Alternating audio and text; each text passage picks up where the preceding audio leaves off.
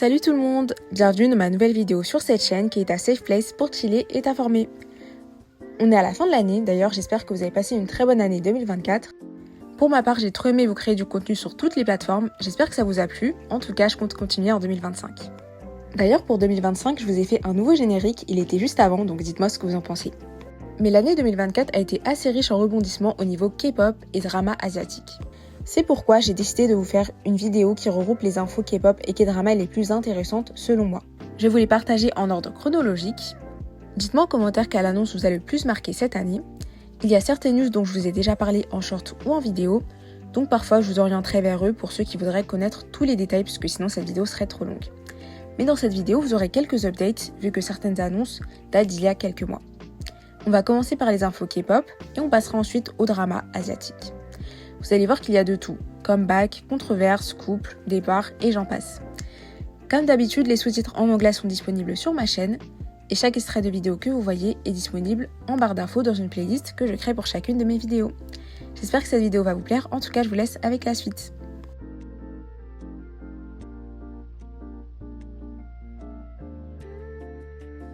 On commence avec une annonce de couple.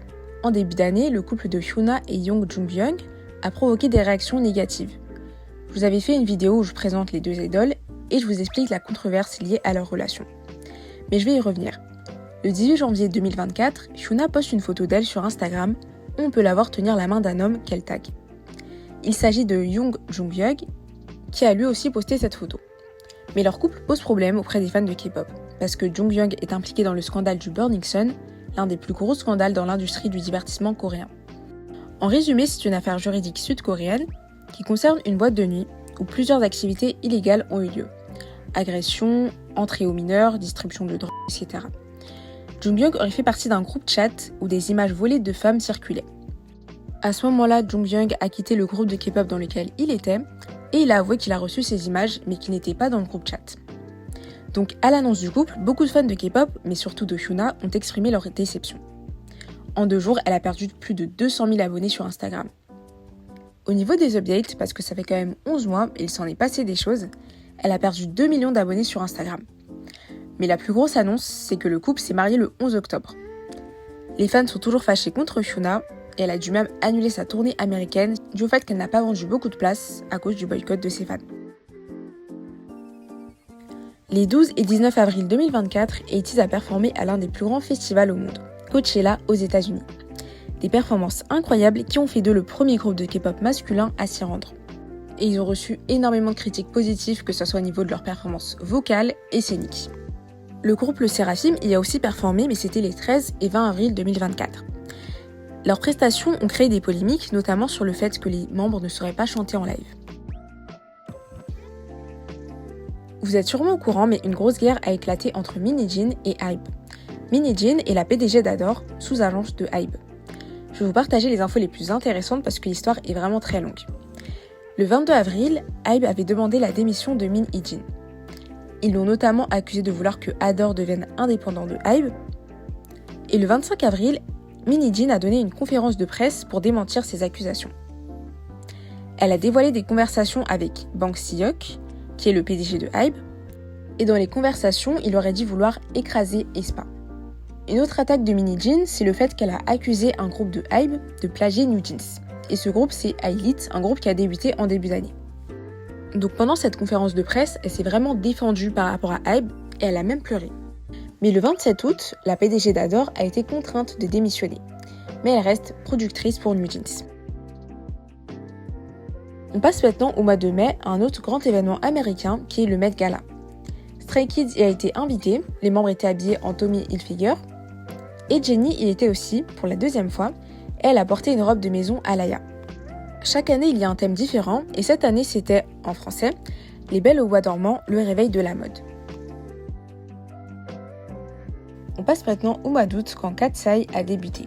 Katseye, c'est un groupe mondial de filles qui sont sous les agences HYBE et Geffen, qui est une agence américaine.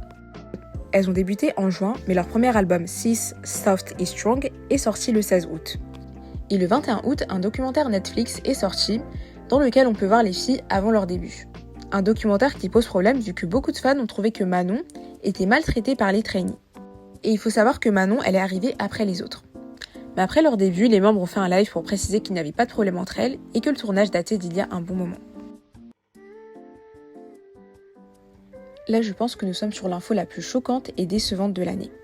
Il s'agit de l'affaire Tael. Toute l'histoire en détail est dans ma vidéo, donc n'hésitez pas à aller la voir. Ce 28 août, SM Entertainment a annoncé le départ de Tael de NCT.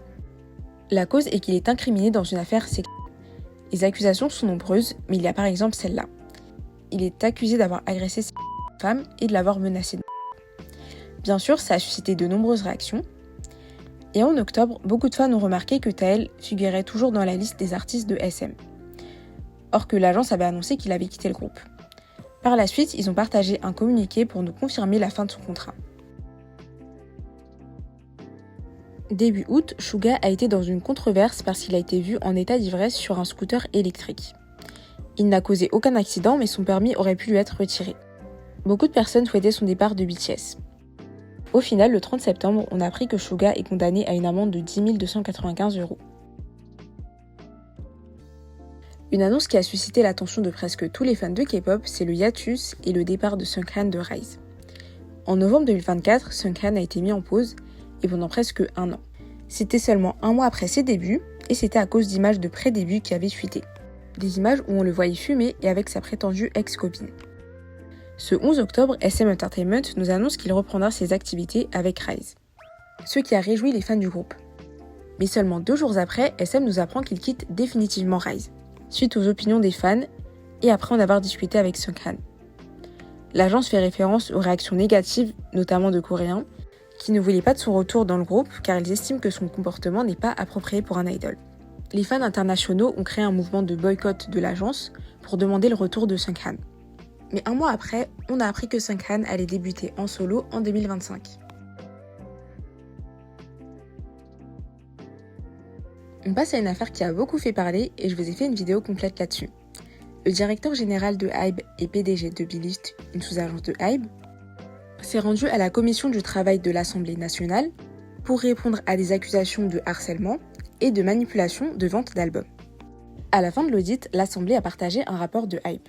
Et il s'agit d'un rapport hebdomadaire où sont inscrits des commentaires sur l'industrie de la musique en Corée du Sud. Des éléments du rapport ont été partagés.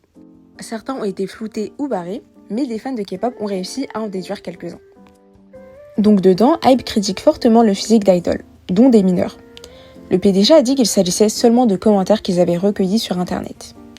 Mais dans ce rapport, les fans de K-pop ont remarqué quelque chose. Mais attention, il s'agit de rumeurs. Il se pourrait que HYBE ait saboté Seunghan de Rise. Les agences HYBE et SM font partie des plus grandes agences de Corée du Sud et elles sont en concurrence. Donc il se pourrait que HYBE soit à l'origine de la fuite des photos qui ont causé le hiatus puis le départ de Seunghan de son groupe. Et c'est une phrase du rapport qui amène à penser ça. La traduction vient du coréen donc elle est approximative. Mais c'est la suivante. Vous pouvez contrer toute attaque contre groupe de HYBE en utilisant groupe de SM comme bouclier. Et pour groupe de HYBE et groupe de SM, c'est 2 parties qui ont été barrées, mais on suppose que c'est ça. Ensuite, on peut lire la phrase suivante. Quand quelqu'un dit qu'un membre est moche, vous pouvez contre-attaquer avec les photos d'avant d'un membre. Sachant que Seunghan était trainee dans une sous-agence de HYBE, ça prouve que HYBE est sûrement derrière tout ça. Il y a encore plein d'accusations sur HYBE, mais je vous en donne encore une autre. Apparemment, l'agence aurait voulu expulser NewJeans. Mais si vous voulez mieux comprendre tout ça, je vous invite encore une fois à aller regarder ma vidéo. On reste sur le sujet de HYBE. Depuis le scandale entre HYBE et Min Hee-jin, NewJeans s'est positionné du côté de Min Hee-jin. Le 13 novembre, les membres ont menacé de mettre fin à leur contrat si HYBE ne rectifiait pas les violations de leur contrat. Le 28 novembre, elles ont tenu une conférence de presse où elles ont annoncé leur départ d'Adore.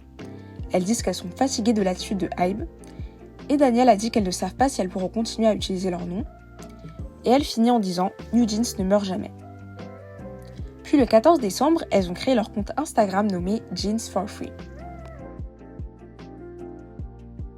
Un autre scandale entre une agence et des artistes a eu lieu.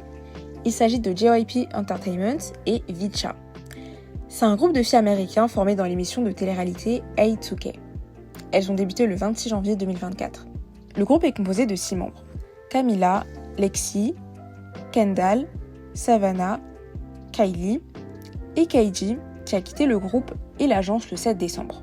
Elle a intenté une action en justice contre JYP USA le 6 décembre. Elle a fait une déclaration dans sa story Instagram et elle dit que bien qu'elle ait enduré un travail de haute intensité et des restrictions extrêmes sur sa vie personnelle, elle a reçu peu de salaire et s'est retrouvée endettée.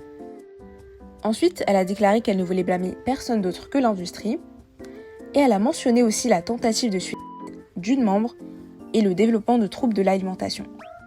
À la fin, elle dit qu'elle espère que sa décision de vouloir partir aiderait d'autres trainees qui luttent également et qu'elle continuerait à travailler pour devenir chanteuse. Concernant la membre qui a tenté de mettre fin à ses jours, certains pensent qu'il s'agit de Kylie.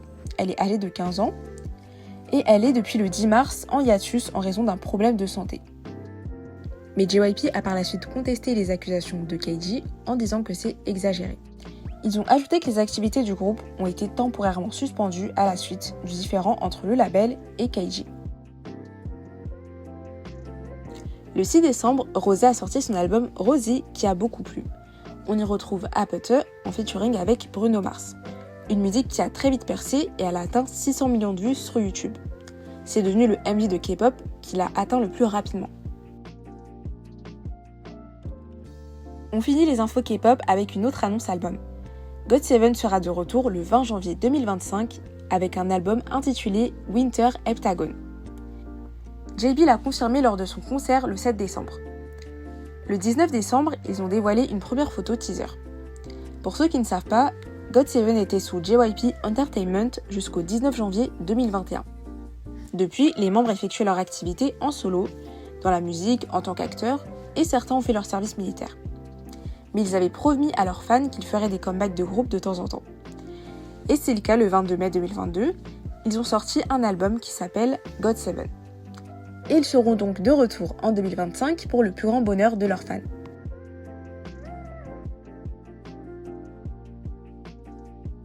Et si on passait maintenant aux infos sur les dramas asiatiques.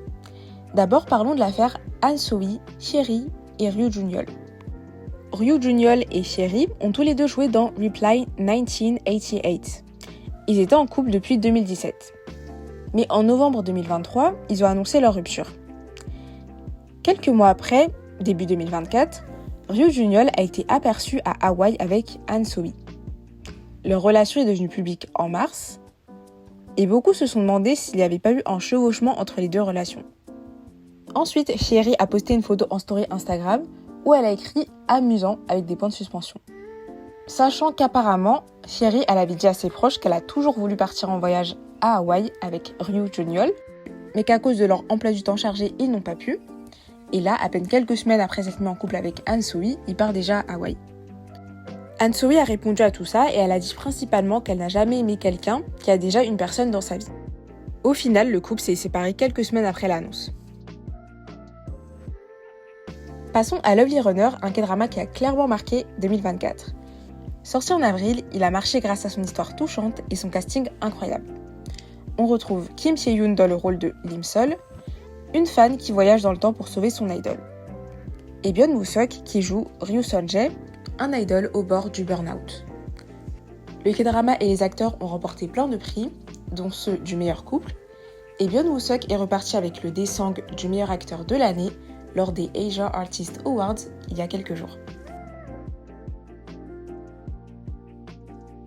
Pour les fans de la série japonaise Alice in Borderland, Netflix a confirmé la saison 3 qui sortira en 2025.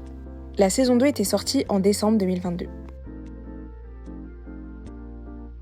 Pour ceux qui avaient hâte de revoir Jisoo en tant qu'actrice, vous allez être contents vu qu'elle joue dans Newtopia, un K-drama qui parle de zombies et qui sera diffusé à partir du 7 février 2025 sur Prime Video. Et enfin, la très attendue saison 2 de Squid Game est sortie cette année. Le 26 décembre 2024, les 7 épisodes de la saison 2 sont sortis sur Netflix. Et on sait déjà que la saison 3 devrait sortir l'année prochaine. Squid Game, c'est tout simplement la série la plus regardée de l'histoire de Netflix, avec 1,65 milliard d'heures de visionnage en 28 jours. Je vais sûrement vous sortir une vidéo dédiée à Squid Game dans quelques jours, donc restez à l'affût. C'est la fin de cette vidéo, j'espère qu'elle vous a plu et que je vous ai appris des choses. Dites-moi en commentaire quelle info vous a le plus choqué et laquelle vous préférez. Suivez-moi sur les réseaux sociaux popsil-actu, comme ça vous restez au courant des infos K-pop et drama asiatiques. Je suis très active, je vous poste environ tous les jours des news. et en short aussi, donc n'hésitez pas à activer la cloche de notif. Aussi, n'hésitez pas à liker, commenter, partager et vous abonner, ça me ferait vraiment plaisir. Merci d'avoir regardé cette vidéo, je vous fais de très gros bisous et je vous dis à très bientôt sur ma chaîne.